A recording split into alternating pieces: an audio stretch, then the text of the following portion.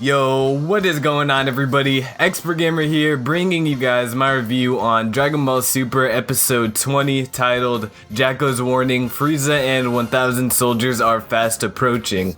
You guys already know the routine, leave a thumbs up if you enjoy and subscribe to the channel if you're new, but let's not waste any more time and hop right into it. So, Dragon Ball Super episode 20. So much wasted potential. I'm just gonna put that on the table right now. I was so disappointed of this episode for two main reasons. Number one, it was way too fast paced. You know, we had the Battle of God saga that was drawn out for a little bit, but now we have the Resurrection F saga doing the complete opposite.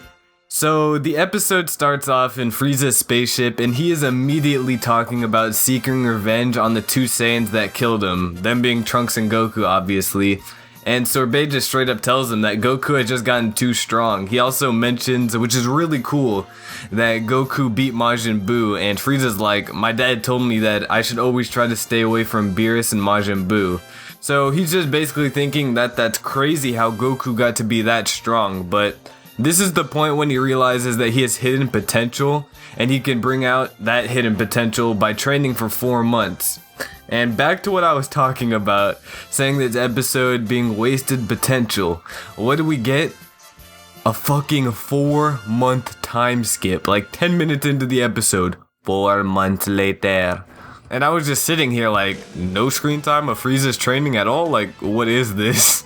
So we go from Frieza getting revived at the beginning of the episode to Frieza on Earth like all in a matter of 10 minutes. Like, that's wasted potential if I've ever seen it. I would have even been content if we just got one full episode of Frieza's training, but nothing. So what can you do? But moving on, Jaco just spontaneously arrives on Earth, and that ties back into what I was saying about this episode being so fast paced. Everything is happening just way too fast for my liking. All of these events happening in 4 months could have been split into like one episode, could have been split into two, like they could have at least spread it out and not crammed it all into just like 20 minutes of screen time. Like, that's kind of garbage in my opinion. But Jaco came on Earth to see the one that beat Frieza, that being Goku, to let him know that Frieza is revived, but obviously he's still on Beerus' planet training with Vegeta. So what that means is the only ones to defend Earth right now are who, Krillin, Piccolo, Tien, Master Roshi, and Gohan. I'm not too sure where Goten and Trunks are gonna fit in, but it might just end up like the movie where they don't really do anything at all, which I find really dumb because them at their Super Saiyan states are stronger than Roshi, stronger than Krillin and Tien, so they could be a big help to this entire fight. Like, honestly. But once Bulma finds out that Frieza is fast approaching and will be at Earth in 1 hour, she instantly hits up Krillin, and Krillin's like, well, you know, I might as well fight. And then he says something cool, which I'll talk about another thing cool that he says later.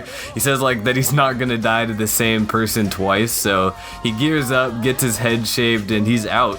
But I guess I'll just say what Krillin says right now. He basically says to 18 before he leaves, have dinner ready before I come home.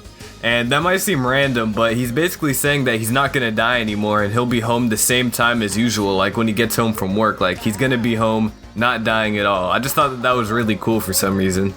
But basically, to sum up the entire end of the episode, because it's not really something that I have to explain in depth, like it just kind of happens, the entire squad is linking up, like they're flying to the battlegrounds and everybody's just coming in together.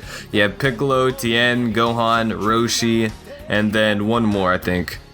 Did I get it all? I think I got it all.